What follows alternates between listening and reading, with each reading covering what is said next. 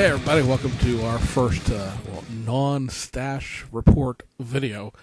I haven't decided what we're going to call the workshop yet. I don't have a cool name picked out. I'm not sure if I'm running a speed shop or a garage or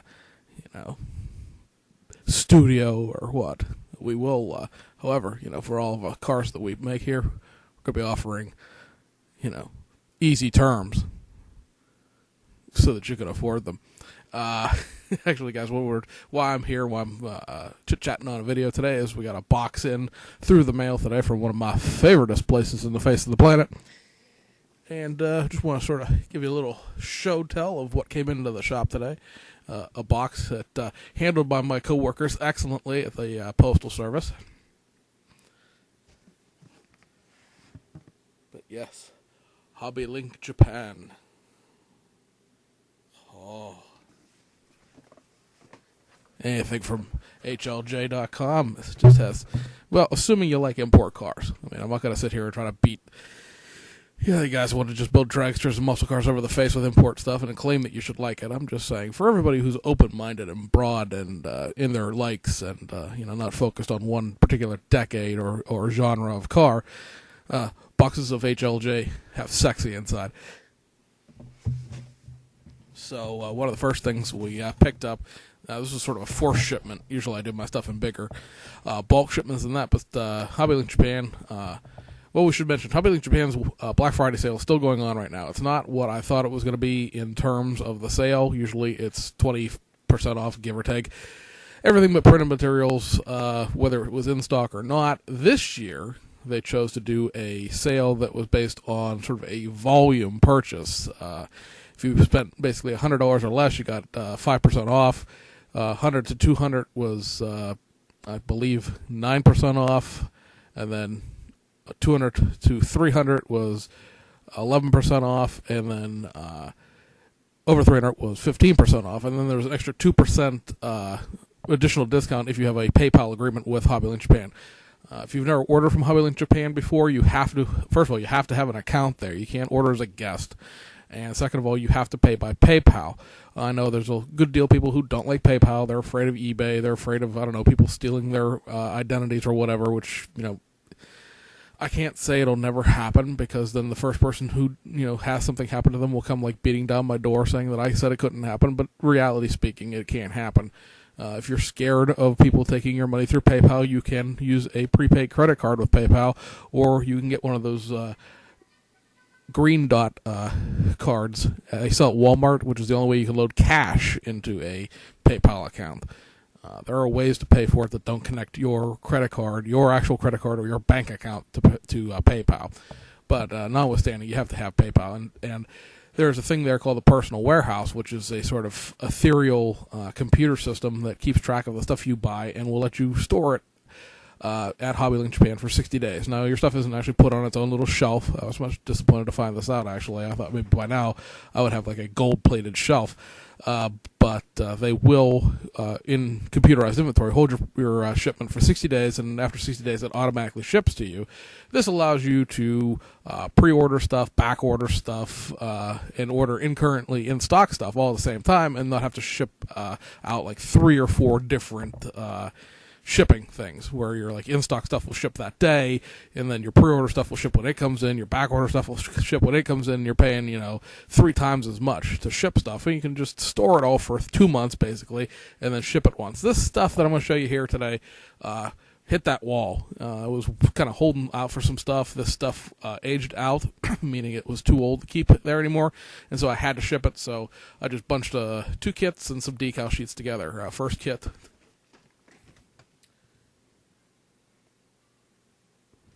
this is I'm trying to get it on camera here.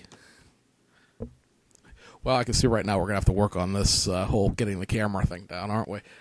But better if this thing wasn't integrated into my laptop and it was actually a camera that I was pointing it at. But this is the C-West Mitsubishi Evo 10. It is, there are no more Evos after the Evo 10. This was the last of the one they made. Mitsubishi stopped making the Evo Lancer at that point. And I know that if I get too close, the microphone's going to go behind the box, and at that point, you won't be able to hear me talk anymore. There we go. And so there are two of these C West kits. One is the street version, and one is the racing version. This is the street version. The primary difference between the two kits are the wheels are different, and there's a different hood. I believe some front bumper details are different as well. Now, it's a curbside. It is also a right-hand drive only Mitsubishi. There is one, is the Rally Art kit that we will actually be talking about Wednesday, because it is a reissue that is coming out this month, or actually last month.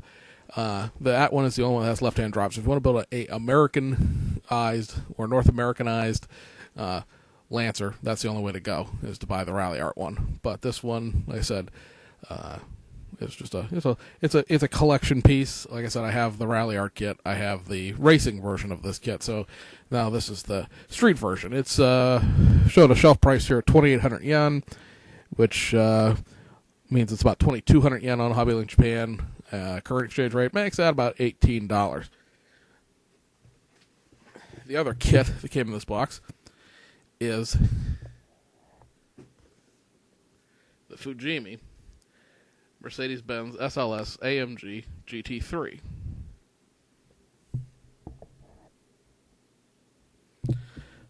This is a GT3 race car, obviously.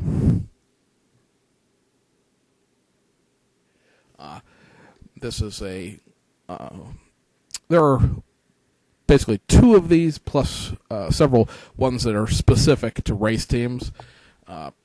There is another one of these that looks just like this one, except it has a DX number, which means it has all like the deluxe detail upset, the photo etch and stuff like that. This kit actually does have a small, I don't know if I won't be able to show this at all, has a small photo etch system included with it.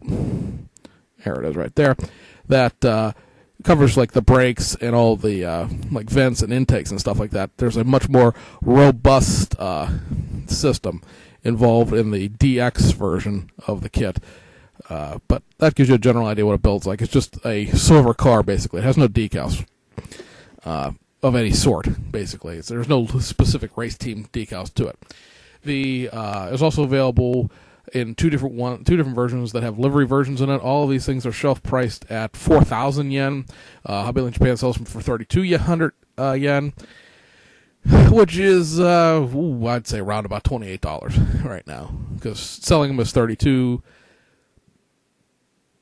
and exchange rate being what it is, it's probably about $28. It's one of three GT3 series that Fujimi currently does. They also do one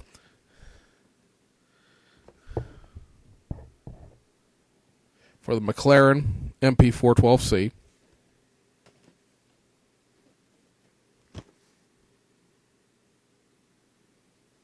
And the BMW Z4 GT3.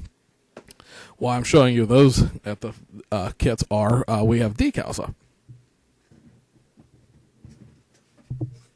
So decal sheets.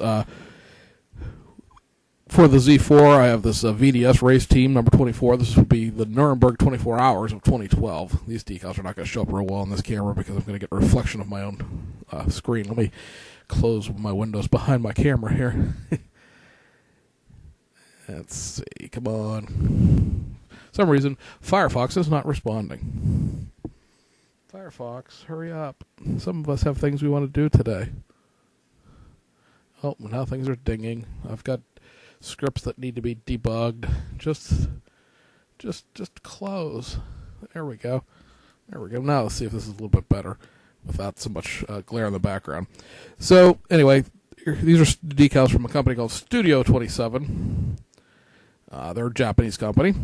They make decals for all sorts of things. They make decals for these GT3 cars, and here's sort of the decal layout and the paint. It's a silver car.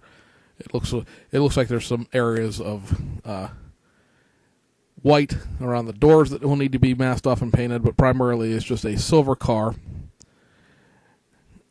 They make, like I said, probably GT3 decals. They make a bunch of rally decals. They make decals for the new reissue of the BMW M1. That Celica rally kit Riley kits coming out of BMAX. They make decals for that. They make decals for everything. These, the Art Grand Prix Monza 2014. These are decals for the MP412C. Sort of covering it up with my finger there, aren't I? Yeah, there we go. And here's your layout here on the back. It's just a black car. All the striping is part of the decal sheet. For the Mercedes itself, I got two decal sheets. One is this HTP Motorsports for the 24 hours of what they call the 24-hour Spa race, which of course is a race in France. It's pretty involved. It has those giant silver decals and the black decals, which if you look here at the decal sheet placement, sort of overlay each other. Let's get as close as we can. Here we go. And I also got the carbon fiber set. This is the carbon fiber set specifically for the GT3 ALS, or ALS. I'm going to get AOS. SLS AMG. Everything you see here is like pre-cut shapes and for the car itself. Here's the decal guide here on the back. See if I can get this to not be so glary.